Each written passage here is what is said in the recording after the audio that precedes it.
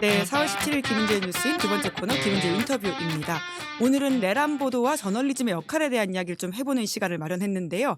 그 분야 이야기를 제대로 해주실 분들 세 분 모셨습니다. 세 분 안녕하세요. 안녕하세요. 안녕하십니까? 네, 저희의 믿고 보는 조합 박장남매 박지훈, 장윤선 두 분이시고요. 거기다가 이 저널리즘 분야에서는 가장 독보적인 비평을 해주고 계시는 정준희 교수님도 오랜만에 오셨습니다. 네, 안녕하세요. 반갑습니다. 네, 반갑습니다. 예, 아니 사실은 이 이야기를 저희가 파면 이후에 좀 진지하게 해보자라는 생각으로 미리 섭외를 해뒀거든요. 근데 워낙 바쁘셔가지고 저희가 녹화를 이제 저희가 방송 직전에 지금 찍고 있는데 아니 그런데 어제 오늘 언론과 관련된 또 중요한 일들이 바로 발생을 했더라고요.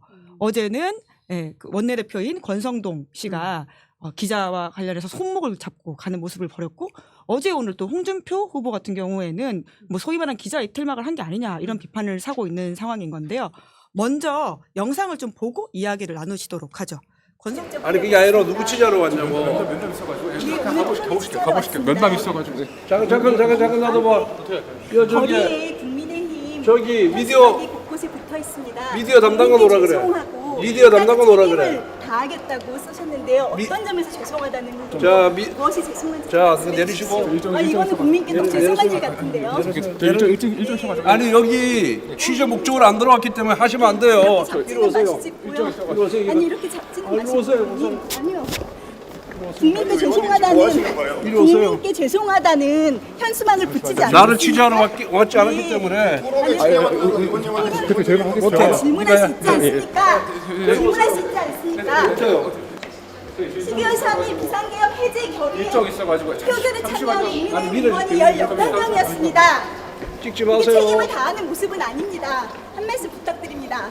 다음 일정 있어서요. 뉴스타파하고는 다음에 하겠습니다. 뉴스타파하고는 네. 안 하니까 그냥 가세요. 아니요. 뉴스타파도 언론사입니다. 다음 언론에 일정 있어가지고. 말씀해 주실 책임이 있으십니다. 한 말씀 부탁드립니다. 언론사가 아니에요 뉴스타파는. 그거는 의원님 생각이시죠. 지라시지. 네네. 다음에 할게요. 뉴스타파 취재 응하지 않으니까 가세요. 다음에 할게요. 다음에 의원님, 하겠습니다.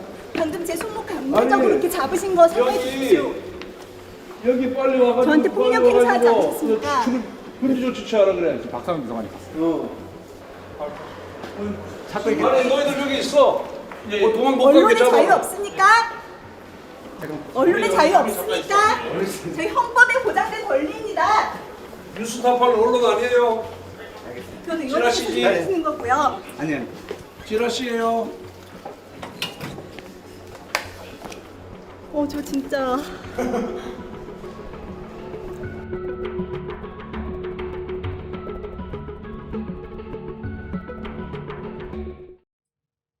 네, 방금 저희가 보내드린 영상은 어제 벌어진 상황인 건데요. 하지만 이에 대해서 이제 뉴스타파가 폭행죄 등으로 고소한다라고 했더니 권성동 원내대표가 오히려 적반하장격으로 입장을 냈거든요. 그러니까 취재를 빙자한 신체적 위협이자 강압적 접근을 오히려 본인한테 했다 이런 이야기를 하기도 했었고요. 무리한 취재 행위는 언론의 자유로 보호될 수 없는 악의적 행태다. 뿐만 아니라 취재 목적과 무관한 장소에서 특정 인물을 무단 촬영하는 것은 국회 출입 규정 및 현행법 위반 소지도 있다. 부적절한 행위다. 뭐 이런 식의 주장을 하고 있는데 아니 법 위반이라고 하니까 먼저 박지훈 변호사님한테 여쭤볼게요. 저는 모르겠어요. 왜 법 위반인지. 기자가 질문하는 직업이에요. 예. 언론사 맞고요. 본인이 지금 한 행동이 다 범죄에 해당해 보이거든요. 성적 범죄 같아요. 저는. 손목 잡고 하는 예. 게 성범죄 강제추행죄 같은 거 되고 상해죄 뭐 명예훼손죄 예. 체포 뭐 치상 이런 거 있던데 그 범죄에 해당할 가능성이 높아 보이고 그 규칙들이 뭔지는 정확하게 알 수 없지만 그 권성동 원내대표가 얘기하는 그 규칙보다 더 중요한 거는 법률이고요. 사실은. 예. 그 법률 위반에서 그 규칙은 의미가 없습니다. 기자는 묻는 직업인데 그 직업을 행사하는 사람한테 말도 안 되는 이유를 듣고 폭력을 행사한 거잖아요. 글쎄요. 명예훼손한 거고 납득이 안 됩니다. 사실은. 그러니까요. 사실 또 기자의 입장에서는 장윤선 기자님도 아까 영상 보시면서 한숨을 푹푹 쉬셨었는데 아니, 그러니까 그 대한민국이 민주공화국이 맞나 싶은 생각이 드는 겁니다. 그 지금은 여당 아니지만 원내 2당의 유력한 정당의 원내대표라는 사람이 여기자의 손목을 잡아 끌고 아까 그 보니까 여기가 시뻘겋게 됐잖아요. 마지막에 클로즈 기자를 하니까요. 질질 끌고 가서 뭐 예. 잡고 무슨 범죄자입니까 기자가? 니네 여기 잡고 있어. 미디어 담당관 오라 그래. 국회 미디어 담당관이 본인이 오라 그러면 오고 가라면 가라는 사람입니까? 어디다 대고 지금 맘대로 그렇게 폭력을 행사하고 아니 저는 이런 그 무도한 작태에 대해서 도대체 어디까지 봐주고 넘어가야 되나라는 생각이 좀 듭니다. 그러니까 이 기자라는 직업이요. 그러니까 그냥 기자가 아니에요.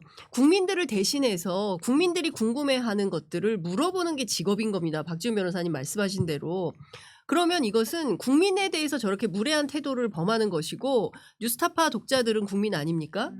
네? 그 언론을 그 접하는 국민들은 그럼 뭐가 되는 거예요? 그 매체에는 그러면 본인들이 아무것도 얘기하지 않겠다는 건데 그렇게 이분법적으로 행동을 하니까 정말 걔가 어이가 없다. 그 영화 대사처럼 정말 어이가 없다라는 생각이 좀 들고 저거는 저는 국회 기자단 전체가 전문대 그냥 넘어가면 안 됩니다. 한국기자협회 그냥 넘어가면 안 됩니다. 언론노조도 마찬가지예요.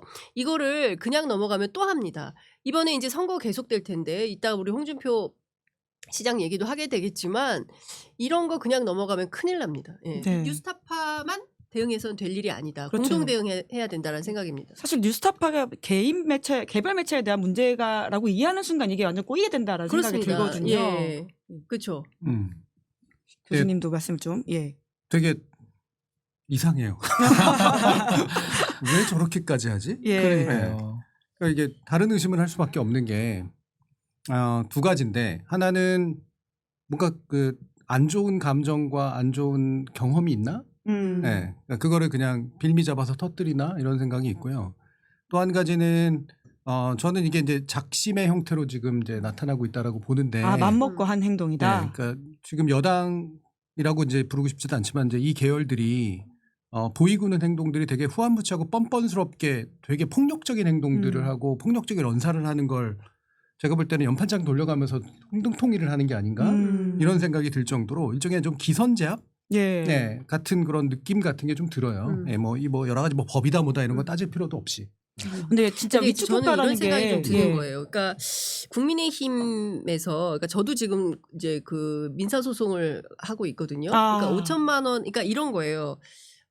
라디오 프로그램에 나가서 취재한 내용을 보도를 했는데 그 취재한 내용이 사실에 부합하지 않는다면서 소를 제기해요. 그러니까 그 전에는 경찰에 먼저 고발을 해요. 근데 경찰에서 다 제가 취재한 기록이 있으니까 무혐의 종결 처분을 합니다. 예. 근데 그거를 묶어가지고 뭐 예컨대 언중이 갔다 온 거 뭐 이런 것들을 다 묶어서 종합선물 세트처럼 해가지고 민사소송을 또 걸어요. 그러니까 적극적으로 보도 활동을 하는 기자나 매체에 대해서는 저런 방식으로 입틀막을 하는 겁니다.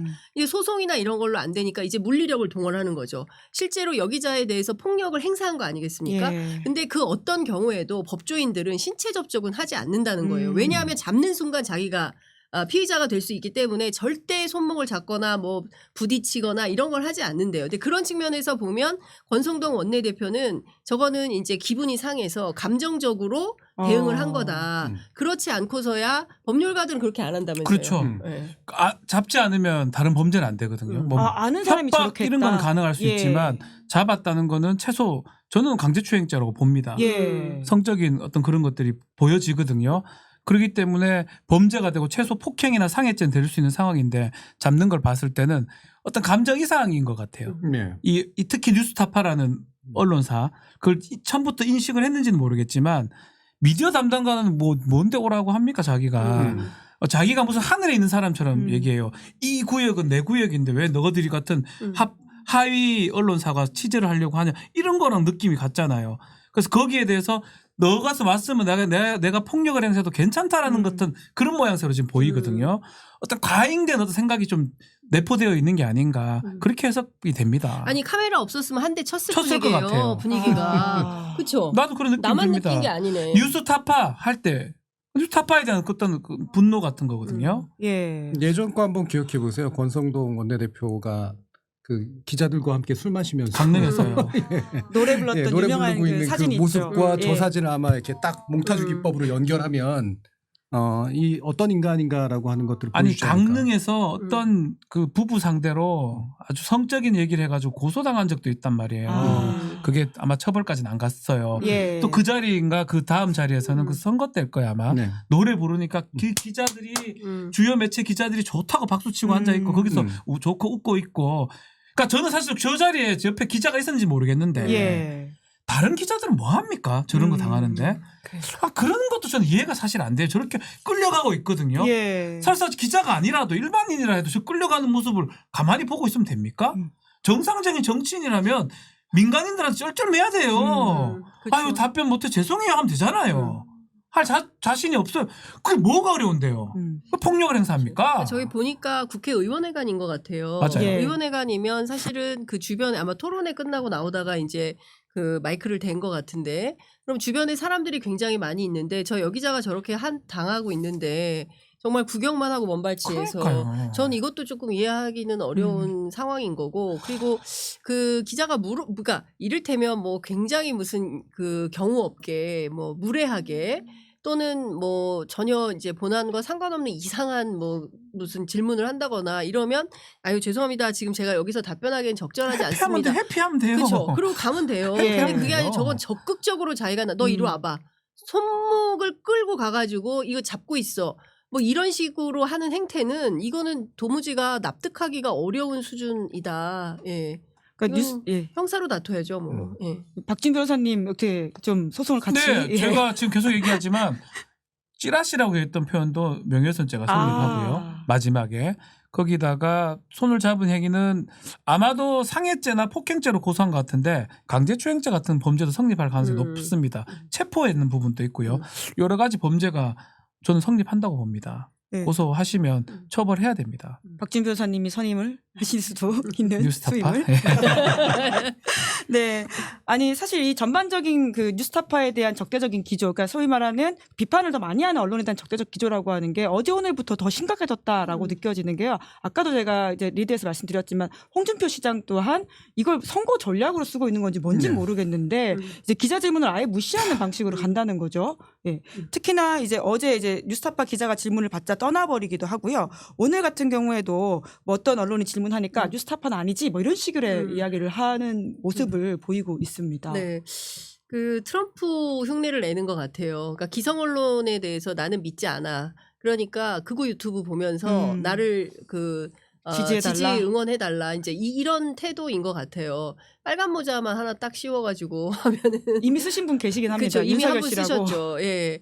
근데 저는 국민의힘의 주요 정치인들이 그 뉴스타파라는 매체로 상징되는 아마 이제 오늘 같은 경우에는 오마이뉴스를 상대로도 이제 그렇게 얘기를 한 것 같은데 이게 이제 전선이 넓어지겠죠. 시사인 기자에게는 안 그러겠습니까? 한겨레 기자에게는 안 그러겠습니까? 경향신문도 마찬가지고 MBC는 아마 뭐 예, 어마어마하겠죠. 예. 장윤선한테도 그러겠죠. 예. 그러니까 저는 이제 적극적으로 질문하는 기자들을 상대로 입틀막을 해버리면서 기성 언론이나 그리고 적극적으로 보도하는 매체에 대해서 그 경계심을 드러내면서 본인만 옳다는 이상한 여론을 만들어서 극우 대중을 몰고 다니면서 이번 선거를 망치겠다. 저는 그런 전략으로 보이는 거고요.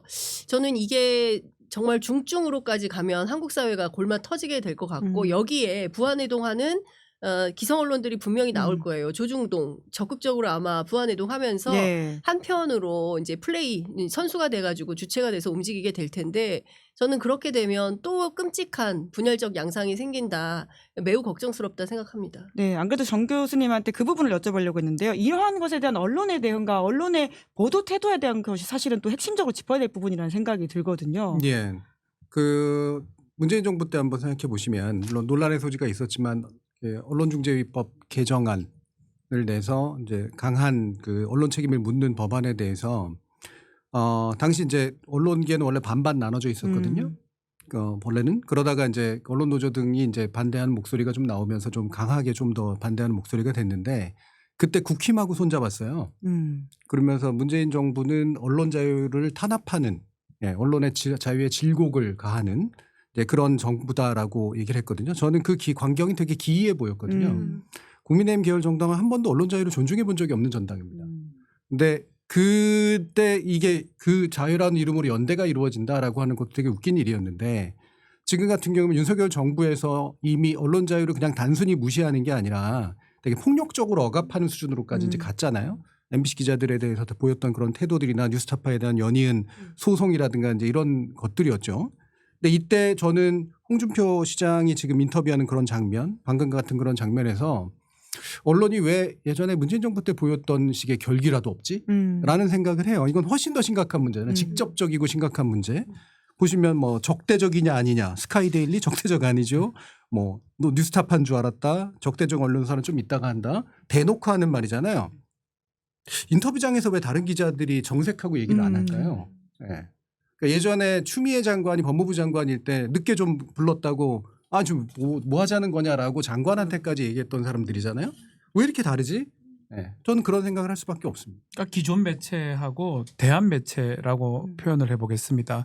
유튜브를 포함해서 그런 약간의 저는 선민의식이 아직 있는 게 아닌가 생각이 들거든요. 메이저 매체가. 레거시 미디어들. 저는 그렇게 생각이 들어요. 근데 실제로는 많은 국민들이나 뉴스타파를 예를 들면 상당히 많은 잘한 취재들이 존재합니다.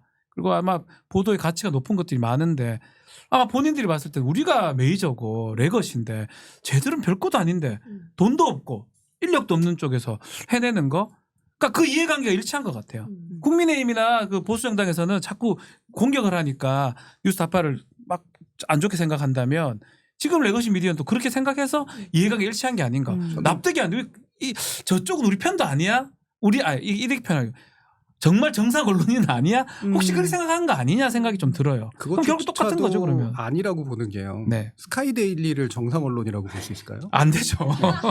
그건 아니죠. 스카이데일리에 대해서는 지금 인터뷰를 해주잖아요. 홍준표 발언을 시장 해줘요. 후보. 네. 네. 저는 스카이데일리는 정상 언론의 범죄에 넣을 수 없다고 생각해요. 그렇죠. 여러 가지 이유로.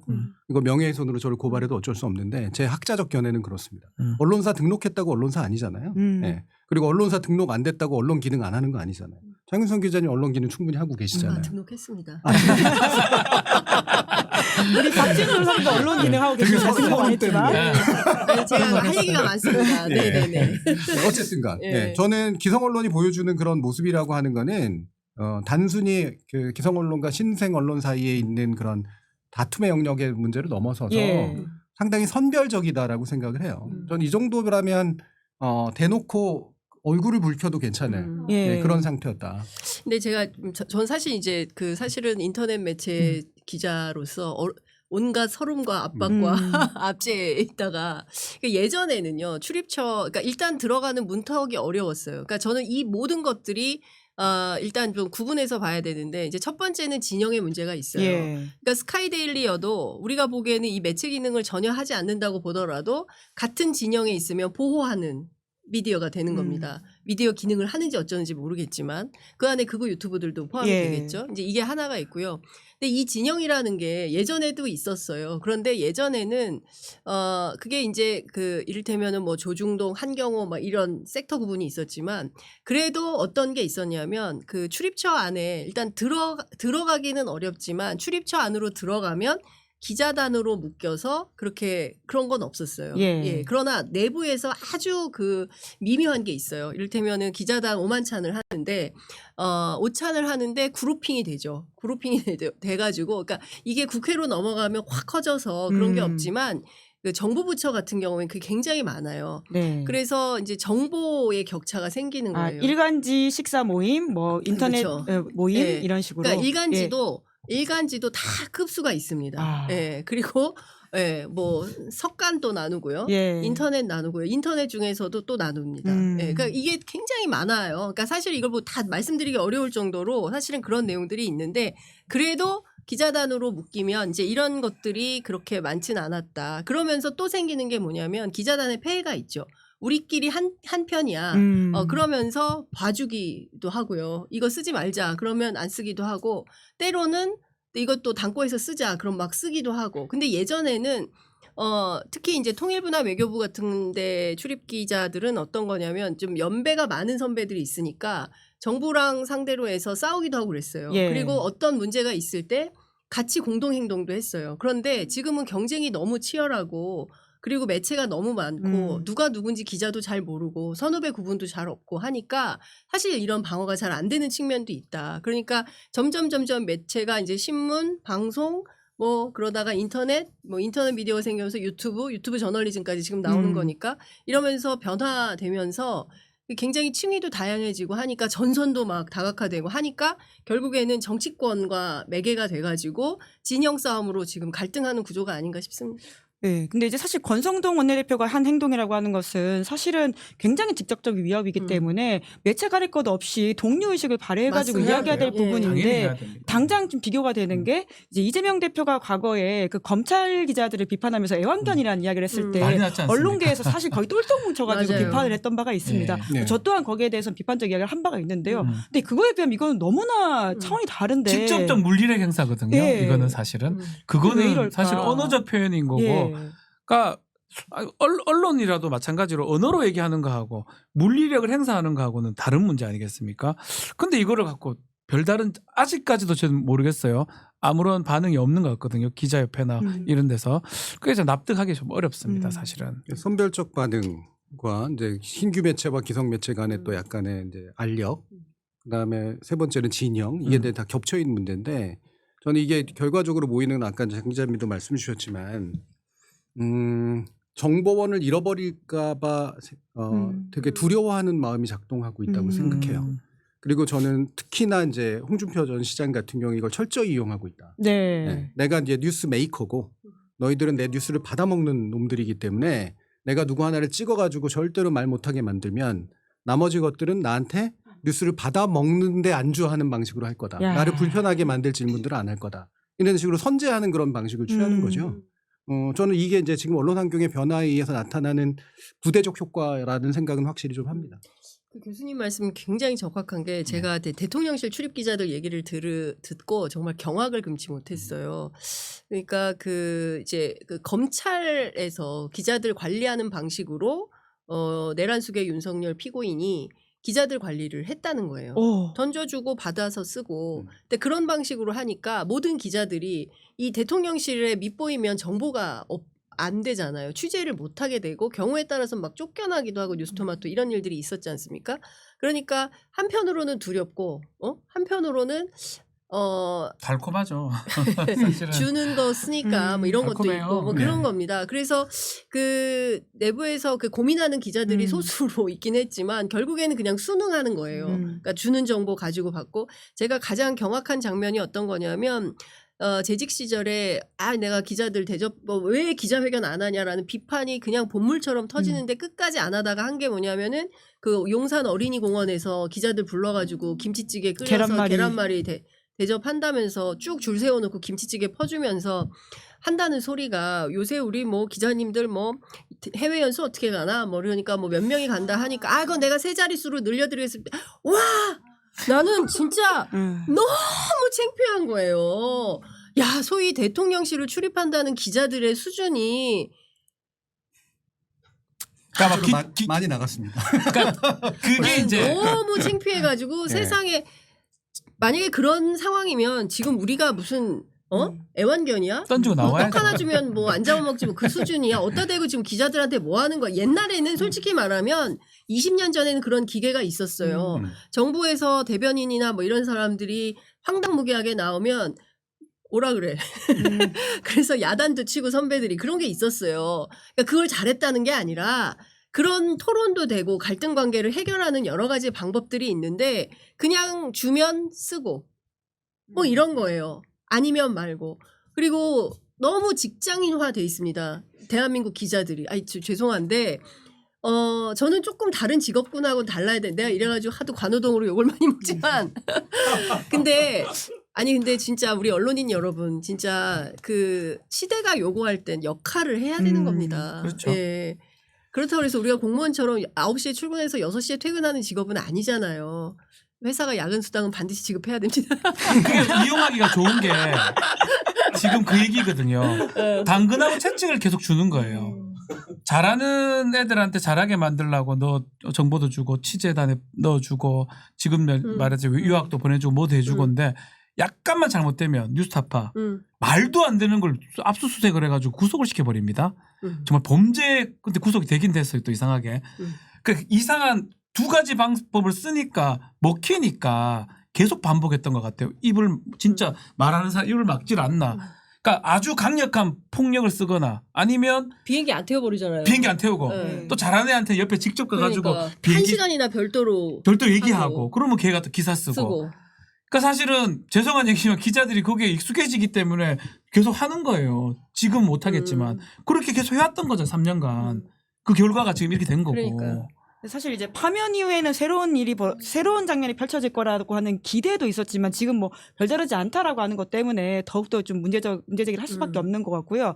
내란의 어떤 잔존 세력들이 여전히 언론을 비롯해서 다양한 부분에 있어가지고는 저런 행태를 보인다. 뭐 물론 언론 또한 거기에 대한 문제가 있다라는 이야기를 사실 오늘 좀 나누고 싶어서 모셨었는데 그러니까 그러한 내란의 잔존 세력의 문제점들뿐만이 아니라 사실 언론의 문제점도 저희가 오늘 이야기하기 위해서 모인 거지 않습니까? 네. 그래서 이 개헌부터 지금까지 나왔던 문제적 보도들을 짚어야지 우리가 다음 단계 넘어갈 수 있을 거라는 생각이 좀 들긴 합니다. 그래서 제가 정준희 교수님한테 먼저 좀 특히나 문제적 보도들이 무엇이었는지를 여쭤봤었는데요.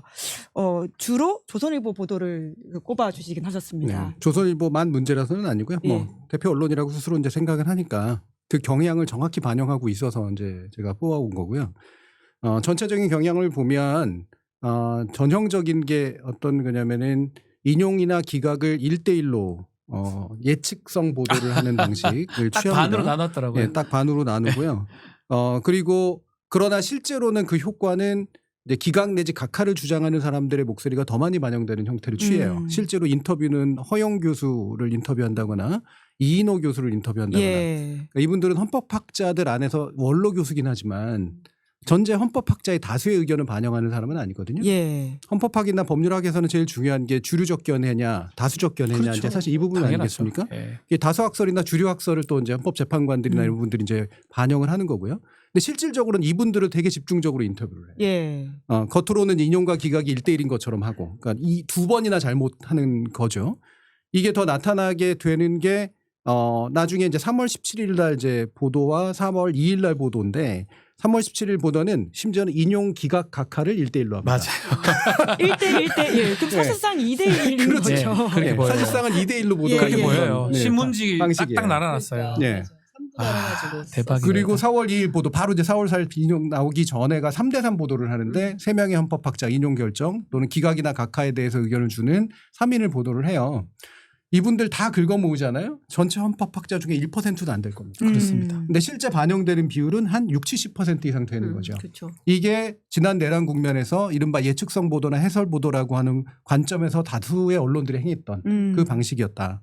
이렇게 볼 수 있겠습니다. 이게 충격적인 게 사실 저희는 이제 헌법 뭐 진짜 그 개수를 맞춰야 되잖아요. 막 하다못해 9대1이거든요. 주장할 수 있겠죠. 예. 위원이라고. 9대1이요? 저 9대1도 없을 것 같은데. 헌법재판관 10명이 아닌데. 예. 아니 제 말씀은 네. 헌법 법학자가 한 100, 아, 예. 네. 10명 있으면 10명이면 한 명 정도? 예, 예. 그 정도도 아닐 것 같은데. 음. 근데 사실 저 효과가 뭐냐 하면 많은 국민들이 믿었던 거예요. 기각을.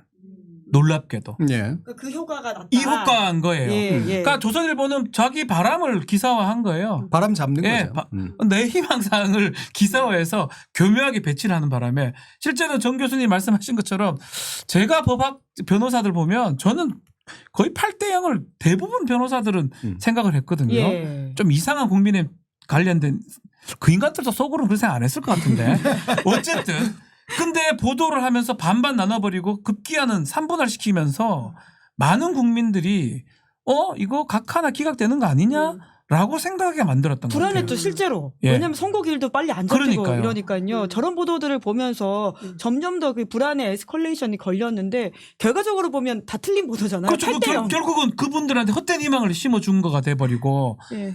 그리고 이제 그게 이제 결국은 어떤 진실을 아니면 어떤 걸 보도하기보다는 경향이나 어떤 상황을 만들려고 하는 보도로 보이거든요. 그렇죠. 예, 여론 나쁜 조성형 거예요. 보도죠. 상당히 나쁜 보도 아닙니까? 헌재를 압박하기 위한 그렇죠. 보도이기도 한 거고. 근데 이게 중요한 게 이런 거를 흔히 기계적 균형이라고 이제 표현을 하거든요. 예. 잘못된 용어예요.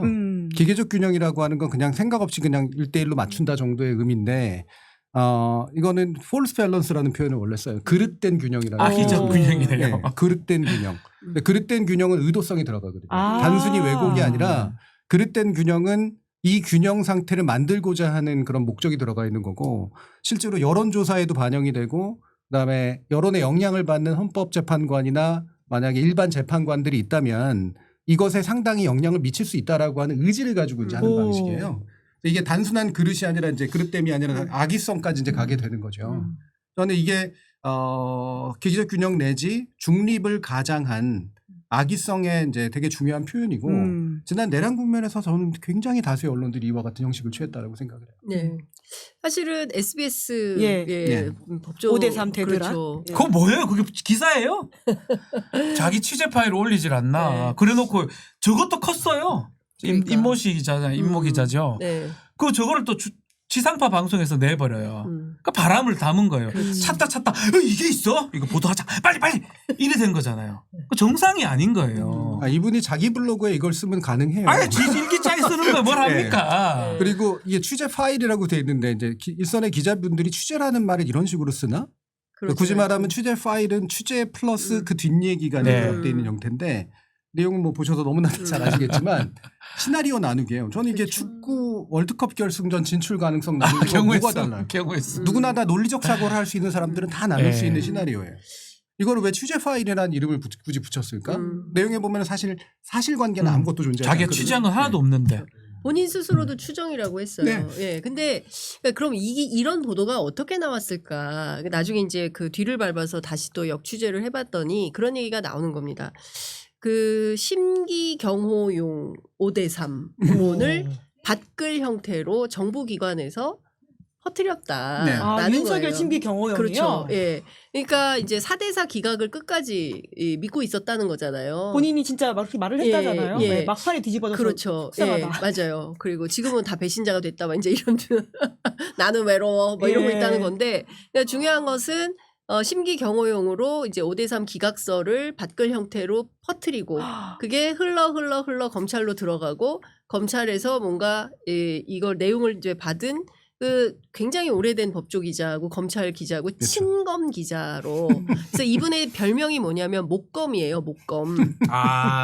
목검이구나. 목동 검사. 아. 예. 그리고 목동 검사예요? 목동 나 검사. 목검이라서 예. 가짜 검사. SBS. 예. 그리고 SBS가 목동에 있으니까 목동 검사 이렇게 검찰의 검사들이 그렇게 부른다는 거예요.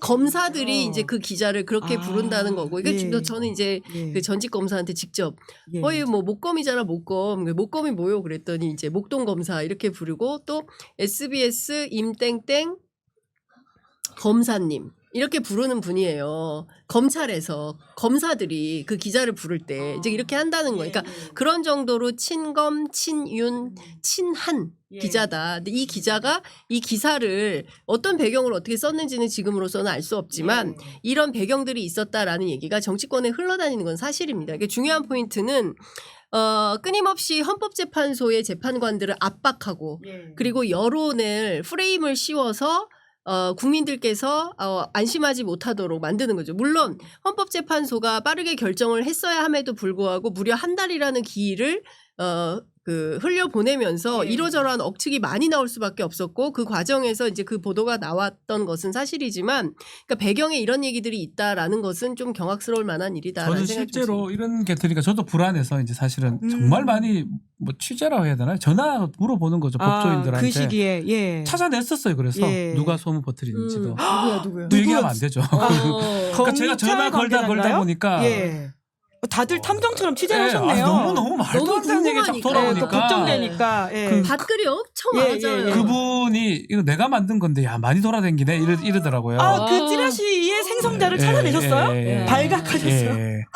그럼 그 사람은 어떤 책임감을 느끼고 있나요? 없어요. 책임감은 그거예요. 넌 어떻게 생각하니 묻더라고 저한테. 내가 우리가 돌린 게 여기까지 8대0이라고 옛날부터 풀었는데. 8대0. 형은 지금 형님 또 알겠다. 형 어떻게 생각하세요? 형은 어떻게 생각하니까 우리도 8대0인지는 아는데 그래도 계속 4대4 얘기해야지. 5대3 얘기해야지.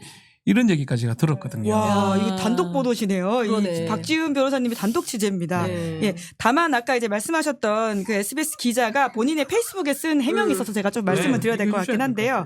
이제 관련해가지고 이제 그런 이야기들을 많이 지적받다 보니까 페이스북에다가 여러 차례 글을 좀 쓰셨는데 뭐 심지어 제가 검찰의 오더를 받고 5대3 기각서를 퍼뜨리고 있다는 어처구니 없는 이야기를 하는 자들도 있는데 제가 이번 탄핵 국면에서 검찰과 관련해 어떤 단독 보도를 했고 어떤 해설 기사를 썼는지 잠시만 살펴봐도 그런 말을 할 수 있었을지 싶다. 하지만 뭐 청중들의 음모론적 상상력을 자극하는 것도 있을 테니까 뭐 그렇다. 뭐 이런 식의 아니, 그분이 이야기- 문제가 예, 아니에요. 예, 우리가 하셨습니다. 말하는 거는 지상파 SBS가 문제라는 거예요. 본인이 썼던 거를 그냥 종이 조각이에요. 그래 본인 말대로 아무것도 아닌 거예요. 그것을 왜 공중파, 지상파 방송에서 채택을 하냐는 거예요. 언론사는 채택하는 거잖아요. 여러 가지 얘기 중에 그만큼 신빙성이 있다고 채택한 거 아닙니까? 임모 기자님, 당신을 뭐라는 게 아니고요. 당신 호락질한 거 아무 상관 없어요. 이걸 채택한 당신 방송국이 문제인 거예요. 아, 말귀를 못 하는 중요한 거냐? 말씀이신 게 이제 그게 이제 이른바 편집상의 결정이라고 부르는 거잖아요. 네. 그 뉴스는 만들어지는 것이기도 하고 발견되는 것이기도 하지만 그렇죠. 중요한 건 편집되는 거죠. 그러니까 뭐가 뉴스고 뭐가 뉴스가 아니냐. 그건 편집부의 결정인 거고요. 기자 개인의 결정을 떠나서. 그러면 그 안에는 그 언론사의 판단의 근거와 판단의 어떤 정당성이 들어가 있어야 돼요. 네. 근데 이거는 제가 아까도 얘기했지만 기껏해야 페이스북에 답변 쓸 거면 페이스북에 애초에 썼어야 되는 그렇죠. 내용이에요. 제 말씀이. 그리고 유튜브 같은 데서도 흔히 하던 얘기입니다. 이 정도의 시나리오는 했던 누구나 다 얘기가. 나눌 수 있는 거기 때문에. 고소고법 다 나와요. 네. 근데 이게 시기상으로 이렇게 굉장히 각 잡고 이른바 진지하게 쓰는데 결국 내용은 뭐냐면 5대3이 라면 예, 이게 맞다면 이와 같은 일들이 벌어질 것이다라고 쓴 거예요. 이른바 라면 보도인데 네. 라면 보도가 이게 일반적인 그 뉴스로서 아울렛에 올라올 수 있는 보도 형태는 아니잖아요. 저는 그 형식, 그 결정을 내린 것 자체가 문제라고 저도 봐요. 그래 봅니다. 네.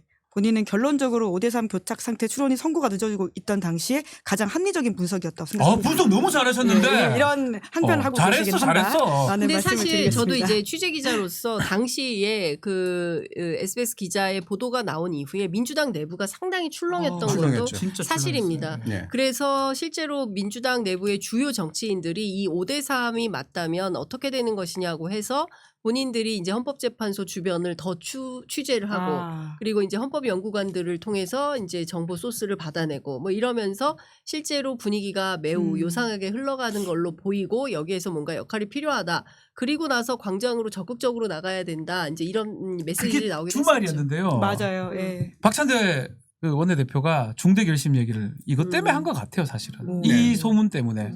그러니까 민주당 입장에서는 거의 받아들였을 가능성이 높아요.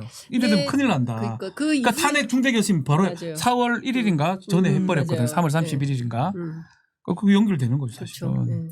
네. 그것만이 아니라 사실은 또 문제적인 보도들도 많긴 하지만 또 거꾸로 저희가 이 또 소중한 시간에 의미 있는 보도도 좀 짚어야 된다라는 생각이 듭니다. 물론 많지 않았다라고 보통의 시민들은 생각하실 텐데요. 그래도 거기서 한 발 더 나아갈 수 있게 이런 것들도 우리가 한번 눈여겨봐야 된다라고 하는 게 있는데요. 장윤선 기자님이 좀 꼽아주신 보도가 재밌더라고요.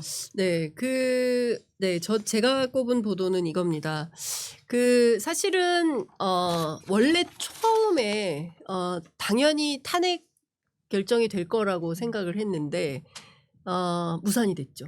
무산이 됐을 때, 그 탄핵에 반대했던 국민의힘 의원들 전원을 신문에 박제를 했습니다. 그래서 저렇게 나오기 정말 무슨 약속이라도 한 것처럼 한겨레 경향신문이 딱 저렇게 해서 같은 날. 예. 예, 같은 날 저 보도를 해서 많은 특히 이제 이 비상계엄에 치를 떨고 있던 국민들께서 그래 정말 우리가 을사오적을 기억하는 마음으로 국민의힘 105인의 명단을 가슴에 새겨야 된다라고 했었는데 저는 저런 보도가 굉장히 의미있고 역사적으로 굉장히 유효한 네. 한국 언론사에서도 아주 유효한 그림으로 남을 것이다 이렇게 생각을 해서 꼽아봤습니다. 네, 1차는 아예 이제 투표불 성립으로 열어보지도 맞아요. 못하고 끝냈었는데 이제 저기의 비판의 핵심은 의원도 표명하지 않고 이런 식으로 무효해버리는 걸 형해하는 것이 그렇습니다. 되냐라는 이야기였던 것으로 기억을 합니다. 예, 뿐만 아니라 또 되게 민망하긴 하지만 또 우리 정진희 교수님이 시사인 보도를 꼽아주셨어요. 네. 그거를 제가 절대 청탁한 게 아닙니다.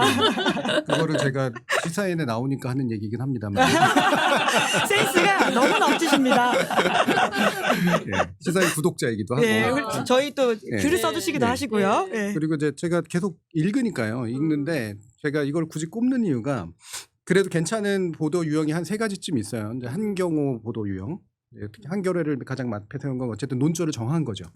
예, 이거는 내란 행위고 이 부분에 대해서는 타협의 여지가 없다라고 이제 정한 그 케이스. 그리고 동아일보 같은 경우에는 이제 그거에 대해서 살짝 유보적이긴 하지만 윤석열의 행위가 이제는 이제 탄핵에 이를 정도로 상당히 중대하다라고 하는 거를 보수 일간지로서 명확하게 했던 경우 이거고요. 세 번째가 이제 시사인 경우인데 시사인은 논조가 명확한 것뿐만이 아니라 우리가 무엇에 주목해야 되는가를 잊지 않게 만들려고 하는 노력들을 굉장히 많이 수행했어요. 저기 지금도 저 밑에 있지만 일면에 이제 그 찍는 사진, 표지 사진이 이제 각각 굉장히 중요했고 특히나 이제 탄핵 인용 이후에 마치 이제 이게 다 잔불이 꺼진 것처럼 이렇게 착각하고 있는데 그게 아니라 쿠데타는 여러 가지 형태로 진행됐었고 진행되고 있고 앞으로도 진행될 수 있다라고 하는 거를 되게 드라이한 타임라인으로 정리를 하거든요. 근데 이 타임라인 정리는 저는 쉬워 보이지만 되게 어려운 일이라고 생각을 해요. 이거는 진짜로 굉장히 많은 사람들이 사실 확인을 거쳐서 제대로 쫙 한번 정리를 해줘야 되는 거고 이런 게 이제 레퍼런스가 될 수 있는 거죠. 저희처럼 이제 뭐 비평을 하거나 이런 사람들을 놓고 자, 뭐가 여러분들이 까먹고 계신 줄 아세요? 요거 지금 빠져 있습니다. 이거 숨기고 있습니다. 지금 내란 수사 잘못되고 있습니다. 이런 거 경계하셔야 됩니다라는 얘기를 하기에 굉장히 좋은 레퍼런스예요. 저는 그런 면에서 기억하게 만드는 효과, 환기하게 만드는 효과에서 가장 또 시사인이 뛰어난 모습을 보였다 이런 생각을 합니다. 네. 저는 사실 뭐 제가 그냥 그 뉴스토마토 진행을 좀 하다 보니까 제가 그때 좀 감동받았다고 해야 되나요? 그 기자가 이제 윤모 기자, 유지훈 기자, 윤모 죄송해요. 그 본인이 체포될 뻔했던 것들을 너무 충격적이더라고요. 결국 영상이. 재판 판결 결정 직전에 그게 좀 나왔었어요. 그래서 그게 보도가 좀 되게 의미 있는 보도가 아닌가 생각이 들고 또 본인이 그렇게 끝까지 또 찾아내가지고 근데 좀 늦게 나오긴 했는데 그 이유는 있더라고요. 개인정보보호법 이런 것 때문에 안 주니까 본인이 끝까지 고소하고 그렇게 해서 그걸 받으면서 뉴스토마토에서 이 얘기를 좀 하긴 했지만 시작하고 끝이 뉴스토마토가 아니었는데 제 개인적으로 명태균부터 9월 달에 명태균을 시작해서. 시작해가지고 이 뉴스가 결정 직전에 했던 뉴스거든요. 헌법재판소. 그래서 제 생각에는 시작과 끝이 이번 내란의 시작과 끝이 윤석열이 봤을 때는 명태균을 시작해서 유지용으로 끝난 게 아니냐 이런 생각을 좀 해봤습니다. 뭐 제 개인적 생각이에요. 뉴스토마토 뉴스 인사이더를 진행하고 있는 박지훈 변호사님의 제 개인적인 멋진 생각이에요. 어시스트입니다. 구독 좋아요 알려주세요. 어려워요. 좀 해주세요. 제 저희 개인적 다 생각. 여기 채널에서 지금 활약하고 계시니까 구독과 알림 설정 잊지 마시고요. 저희도 유지훈 기자 최근에 인터뷰를 해가지고 12.3 계엄의 밤이라고 해서 그날의 기억들을 재구성해가지고는 지금 저희 유튜브에서 내보내고 있는데요. 유 기자님 또 인터뷰가 곧 나올 예정이어서 다시 한번 그것도 좀 관심을 가져주시면 좋겠다라는 생각이 들고요. 계엄 보도와 관련해서는 사실 저희는 계엄 이후에는 계엄을 옹호하는 보수 인사는 부르지 않겠다라는 나름의 원칙을 가지고는 이렇게 방송을 좀 섭외하고 진행을 했었던 어떤 면에서는 계엄에 단호하게 입장을 내는 그러니까 그 선 긋는 보수 인사가 되게 소중하다는 생각이 드는 시국이어가지고 근데 참 그게 섭외가 참 어렵더라고요. 그런 분들 점점 줄어들고 그 고민도 좀 있는 것 같아요. 근데 실제로 그게 저도 언론사를 구별하는 기준으로 그걸 봤거든요. 끝까지 토론이 안 돼요. 아직까지 계엄이 뭐 대니 통치행위니 하는 사람들이 나와가지고 토론을 하고 있으면 원점으로 돌아가는 거거든요. 사실은 눈이 오나 안 오나 이러면 눈이 오고 있어요. 정치적 쟁점으로 볼 건 이건 내란입니다. 누가 봐도 내란이고 그냥 계엄이 내란이 된 그 위에서 토론이 돼야 되고 보도가 돼야 되고 평론이 돼야 되는데 원점으로 돌아가서 또 아니래. 그러니까 그거는 저는 그 방송은 그 후로는 보질 않았어요. 그러니까 정신 못 차리는 누구라고 얘기하면 그 방송이 안 되지만 그니 뭔가 공정한 것처럼 하면서 이 인간 부르고 저 인간 불러가지고 또 원점인 얘기를 하고 앉아 있어요. 맞아요. 네. 너무 답답합니다. 그러니까 저는 사실 이번 그 내란 전국에서 MBC의 역할이 매우 컸다.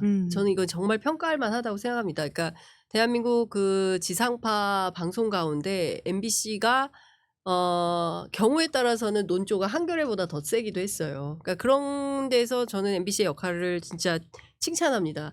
MBC 보도국이 이런 적이 없어요. 근데 이번 전국에 정말 잘 싸웠다라고 생각이 좀 들고 반면에 이 소위 얘기하는 그 종편은 눈 뜨고 보기 어려운 수준의 그 친윤 보도였어요. 그리고 이제 말씀하신 대로 말도 안 되는 기계적 중립도 아니에요. 악의적인 악의적 중립이라는 표현 말고 뭐 악의적 보도라고 하면 됩니까? 교수님 어떻게 언어를 규정을 해야 됩니까? 사이비 균형. 사이비 균형.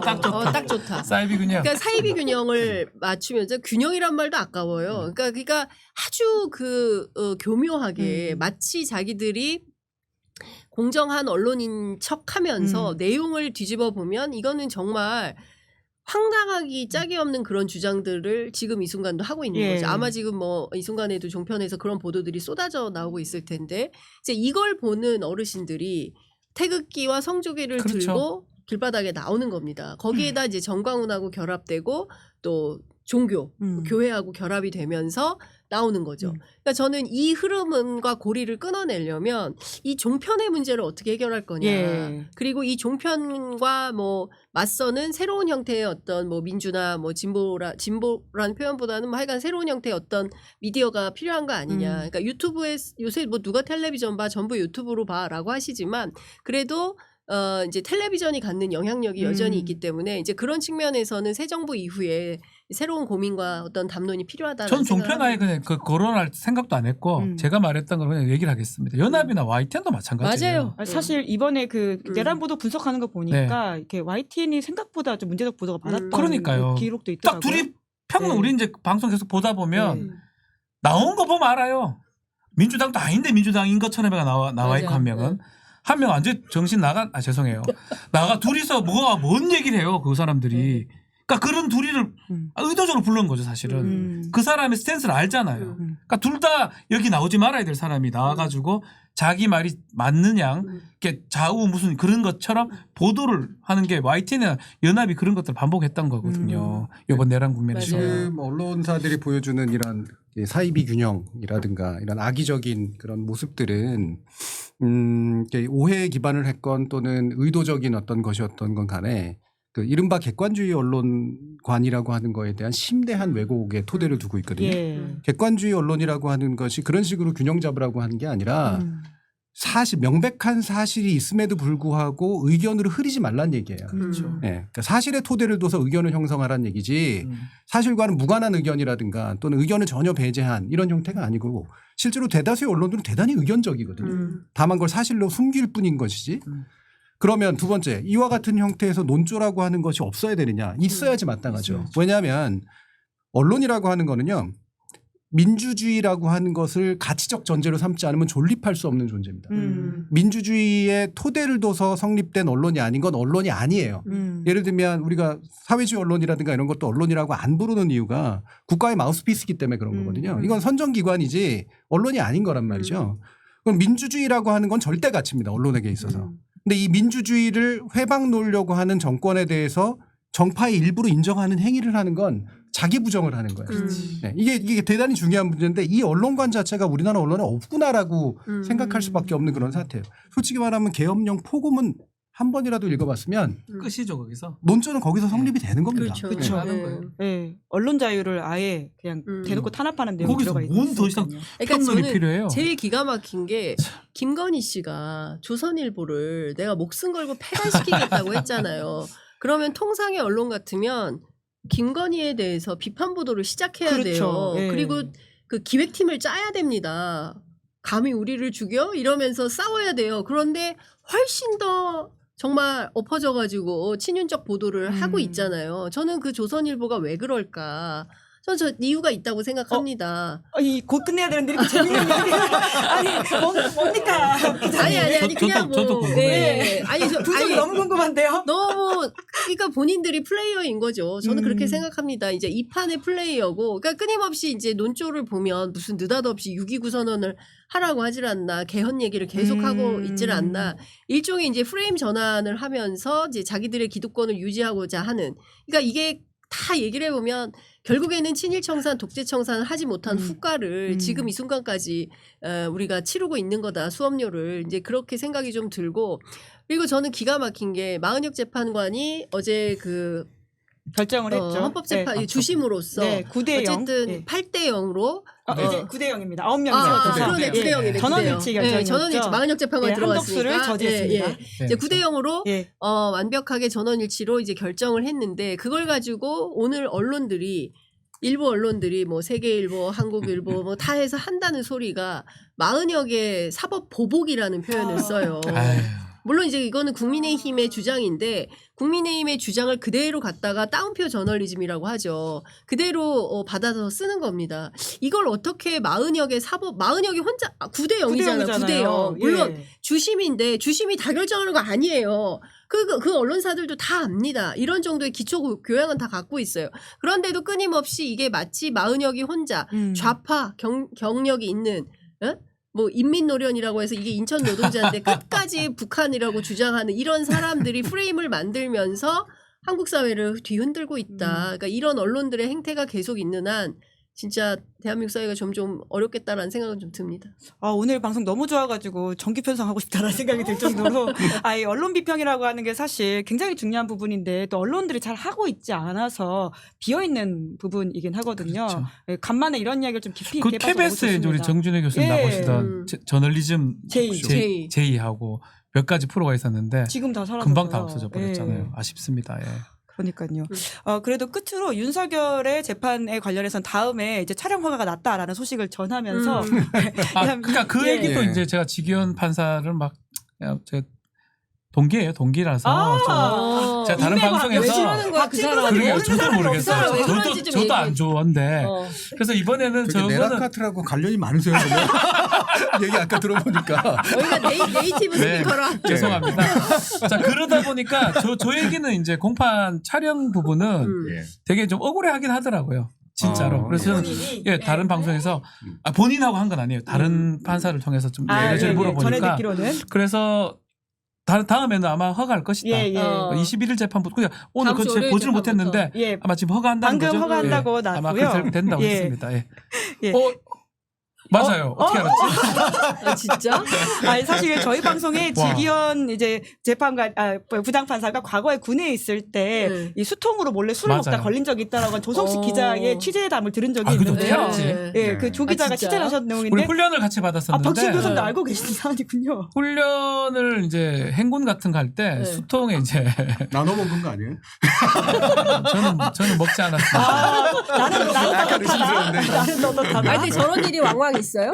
글쎄요, 근데 되게 유쾌한 사람이에요. 지기현 예. 부장판사가. 그러니까 왜 저런 짓을 했는지는 예. 잘 모르겠어요. 투비 컨티뉴드 저희가 또 만나가지고 이런 이야기를 나눠보도록 해야 될 것 같고요. 네. 그래도 이게 훅훅 지나가가지고 못하셨던 이야기들이 있으면 마무리 말씀으로 좀 해주시고 현안과 관련된 이야기 좋고요. 뭐든 좋습니다. 박지훈 변호사님부터 쭉 해주시겠어요? 그러니까 저는 이제 지기현 얘기가 나왔어요. 마지막 하면 재판은 내란 재판은 잘 진행될 것이다. 달리 나올 걱정하시는 분 꽤 많잖아요. 공소기 가격이. 그러니까 이상한 얘기들이 네. 이제 이상한 판결 결정을 내렸기 때문에 그런 거예요. 네. 이건 구속 본인 취소 결정. 책임입니다. 예. 그거는.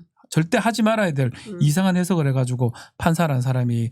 근데 앞으로는 뭐 그런 일은 안 생길 것 같고 저는 가장 중요한 거는 내란의 빙산의 일각만 드러난 것 같아요. 그 설계자들 그런 것들 다 찾아내가지고 끝까지 추적해서 처벌하지 않으면 이번에 이런 일이 반복될 수도 있고 아까 반민특위 그런 얘기 아까 청산 얘기했던 것 같은데 그 시초로 좀 삼으면 좋겠어요. 다 잡아서 다 책임을 좀 물었으면 좋겠습니다. 네. 제발. 제발. 저 아까 이제 내란의 잔불 얘기를 했는데 저는 내란의 주불도 진화되지 않았다라고 생각을 합니다. 이 그 심우정, 그죠? 그 한덕수, 최상목 이 사람들 포함해서 내란의 중요 임무 종사자들이 도처에 널려 있다. 심지어 최근에 알박기 인사까지 감행했다. 아무런 부끄러움이 없는 자들이 끊임없이 이 내란을 내전화해서 대한민국을 쥐고 흔들겠다라는 기도 이걸 계속 가지고 있기 때문에 정말 촉각을 계속 곤두세울 수밖에 없다라는 생각을 하고 있고 양분남 의원이 과거에 이 윤석열을 데리고 일한 그 선배 검사로서 윤이라는 사람은 절대 포기가 없다. 집요한 사람이다. 그러니까 무슨 얘기냐면 관련해서 방금 나온 속보가 있는데요. 윤석열이 집요하다는 말에 딱 맞는 말입니다. 방금 배일철 변호사가 저희 기자들을 초대한 단톡방이 생겼다고 하는데요. 그 방의 이름이 윤석열 신당 내외신 기자 간담회라. 기자방이라고. 윤석열 신당이라는 말로써 기자 500명 이상을 초대하기 시작했다고 합니다. 혹시 그 무속 아닌 거요? 굿당 신당. 그 정도로 놀라운데요? 포기하지 않는다는 말에 딱 맞는 방금 속보가 들어와서 와 진짜 어이가 없다. 충격입니다. 충격이다 진짜. 네. 아니 정말 당을 만든다는 거예요, 진짜? 우선은 내외신 기자들을 모으는 방을 하나 만들었다고 하고요. 이름이 윤석열 신당 내외신 기자단이라고 해서 배이철 변호사, 윤석열 변호사죠. 네. 이 사람이 지금 카톡방을 만들어서 기자 500명 이상을 초대하고 있습니다. 지금 저희가 4시인데요. 4시 이 실시간 상황을 바로 전해드리고 있습니다. 나 말을 잊어버렸어. 양부당 의원이 딱 잘 보셨네요. 윤석열은 포기하지 않는다. 끝까지 포기하지 않는다라고 하기 때문에 야 이렇게까지 이어질 줄 아니 그냥 신당 창당하는 거 아니야? 우리가 그런 얘기를 우스개로 했었는데 김건희 출마 아니냐 이런 얘기 했었는데. 통일 대통령. 근데 김건희가 출마하겠다는 생각은 꽤 오래됐어요. 저도 2022년 7월경에 들었습니다. 야. 통일 대통령. 예. 그러니까 지금 기가 막히고 코가 막히고 황당한 수준이지만 이런 방식의 기괴한 내전 상황을 만들려고 할 거고 끝끝내 얘기했잖아요.